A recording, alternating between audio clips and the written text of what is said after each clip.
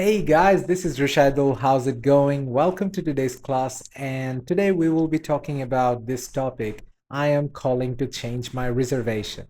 And in this topic, we will be learning functional languages. So, what are functional languages? These are the languages that are some phrases that you can use them to say many different things. Most of the time, you want to sound more kind, you want to sound more polite, so you want to add some kind of functional languages before you say that thing that you want to say. So let's go ahead with the class. At the first page, we have a photograph that I would ask you guys to explain if you can. Take your time and explain it in the comment section or even to yourself.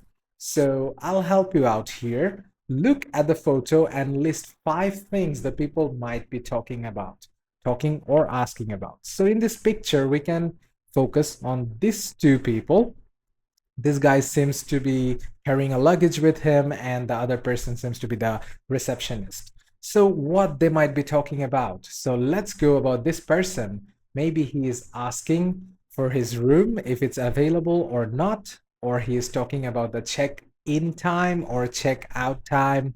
He could also be asking for the hotel Wi Fi or if they serve breakfast in the morning, and or he can also be asking about the city attractions that he can go and visit as well. So after this, I'll show you the answers. Here we have the answers.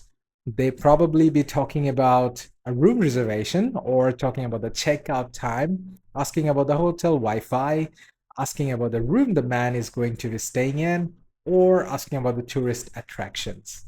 And now let's move down to the vocabulary section where we will be practicing the functional languages. So match the halves to create sentences spoken by a hotel receptionist from A to C and sentences spoken by a hotel guest from D to G. You will be matching the left side with the right. Let's do it together. First up, as a hotel receptionist, this is a very common question. It is asked at the end of the service, end of our service. So first up, we have, is there anything? Is there anything? Very common one. Else I can help you with. So once your service is done, if the person doesn't want to say, hey, it's done, bye bye, they should go with this kind of phrase like, is there anything else I can help you with? And in the beginning of a service, or you just meet the person that you want to get a service from, the person will be asking you, is there anything I can help you with? And at the end of it, it's going to be, is there anything else I can help you with? Because the first service that you are here for is done. You can answer no thank you, or that's all, thank you so much. Second, we have I am afraid. I am afraid does not necessarily means that you were actually fearful or you are afraid of something going on here. We use this expression to say something that is like, we are sorry. I'm sorry, I cannot do the class today. I am sorry, I cannot make a video today. Instead of saying sorry, you can say, I'm afraid I cannot do the class today. So here, as we don't have the class today thing, we have our swimming pool is closed in the evening. So I'm afraid our swimming pool is closed in the evening. Then we have let me. You can use this for many, many, many, many things. So here, as a receptionist, you can say, let me check if we have any rooms available. And then we have as a guest. I am calling to, as a guest, when you are calling to a hotel, what can you say? I'm calling to know which room I'm going to be staying in. I'm calling to check about my reservation, or I'm calling to confirm my reservation. And then we have a request, a polite request. Would it be possible? After would it be possible, we will be using the preposition to. Would it be possible to check out at 12 p.m.? A polite request. Then we have could you. It's also a polite request, but we don't need to use to. Could you bring more towels to my room, please? And then we have I am not sure if. You use I am not sure if in the situations where you are actually confused between two or multiple things. So I'm not sure if I have my key cards with me. You can also say for a singular thing, if you have the key cards or not, You are not sure if it's in your bag or it's with your friend, etc. So we will practice it one more time. So let's see the first one, fill in the gaps. To change my reservation, somebody's asking something. When you want to change your reservation, I believe you want to be a little bit more polite. So you can say, would it be possible? And we use to after would it be possible? So would it be possible to change my reservation? I need to stay longer than I planned. Then we have recommend a good restaurant. Again, a question. And you can also be polite by saying, could you recommend a good restaurant? We would really like to try some local food. Could you say, can you recommend? Yes, definitely you can say, can you recommend? However, could you sounds more polite than can you. All right, so let's move down to the C gap. My key card isn't working. It's a bad situation. You are not sorry, but you are conscious, or I'm sorry, you are concerned about the situation. So you can say, I am afraid my key card is not working. So let's go to the next one. Find my confirmation number. Simple phrase, let me find my confirmation number. Let's go next one. Could I ask a question? And somebody seems to be confused between 10 a.m. or 11 a.m. So I am not sure if, because you are not sure if the checkout time is at 10 or 11. And then we have, I know you don't have any rooms available, but it's 10 p.m. and I don't have a place to stay. It seems to be a desperate request. So what a desperate request should be expressed with us with an expression that is there anything you can do to help me? I know there may not be something that you can do for me, but when I'm desperate, I would ask, is there anything or is there anything else you can do to help me out? And the last one is, I am calling to book a double room at your hotel for the next weekend. My parents, sorry, my partner and I want to spend a couple of days in your beautiful city. So you give a compliment about their city, you give a compliment about their place, and you are also giving the reason why you're calling. So let's go to the next one. Now we're gonna be doing a role play where you imagine that you are the receptionist and you are gonna be coming up with some responses. And here in this case, I will be giving you the responses. First up, we have, would it be possible to change my reservation? I need to stay longer than I planned. How would you answer to that? You never want to answer too dull, too boring. You rather want to say something exciting.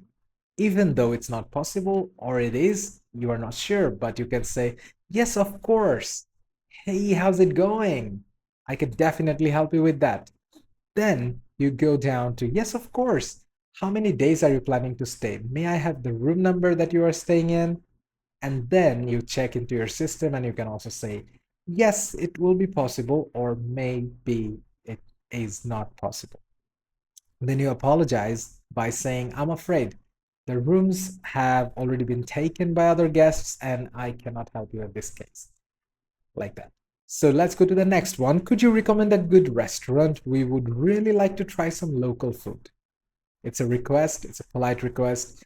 Even you're not a hotel receptionist, somebody may be able to ask you this kind of question to know about your local food or your favorite restaurant or the restaurant that you would like to recommend. In this case, you can again be polite or exciting, like definitely, what kind of food do you like to eat? Ask for their taste buds, what they prefer. And they might say, I don't like something really, really spicy, but I like something savory and tasty.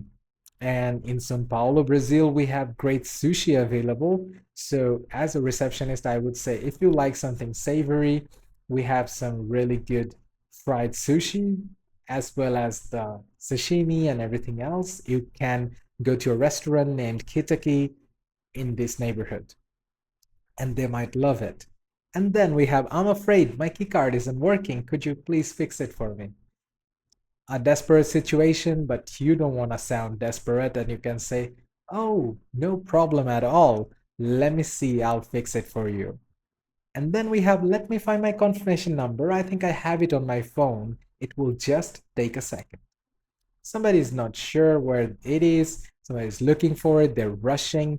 You don't want to say, like, yeah, where it is. Rather, you want to give them some time to take a breather and find it at their comfort. So you can say, take your time, there's no rush. I'll wait for you. Like that. And then we have, could I ask a question? I'm not sure if the checkout time is at 10 or 11 a.m. It's a common knowledge for a hotel receptionist.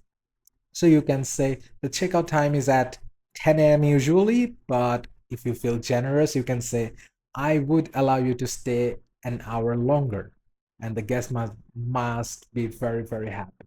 So let's go to the next one. I know you don't have any rooms available, but it's 10 p.m. and I don't have a place to stay. Is there anything else you could do to help me? It's a desperate time. Somebody is desperate. Maybe they're concerned about their safety as well. In this case, you don't want to say, sorry, we don't have no rooms available. Rather, you want to say, don't worry at all, sir. Take a seat. I'll talk to the manager. Even though we don't have a room available in our hotel, I can recommend another hotel and we can hire you a taxi and that will take you there. You are solving the issue very, very politely. And the last one we have, I'm calling to book a double room at your hotel for the next weekend. My partner and I want to spend a couple of days in your beautiful city. Somebody's giving you the information, but they're also giving you some compliments about your city or the hotel you are in. You don't want to sound like a robot. You don't want to say, yes, which room and what date you want to be staying. Rather, you want to give some compliment back by saying, we are very, very excited to have you here, or thank you for calling our city awesome. We are very excited to have you here. And then you can go forward by saying, which room, how many nights are you planning to stay, or you can forward the call to your booking department as well.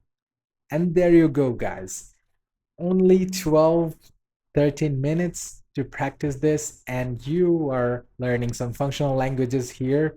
So feel free to leave a question if you have any concern, if you have in the comment section. And for more English, follow our channel and like the video. I'll see you in the next one. Cheers, guys.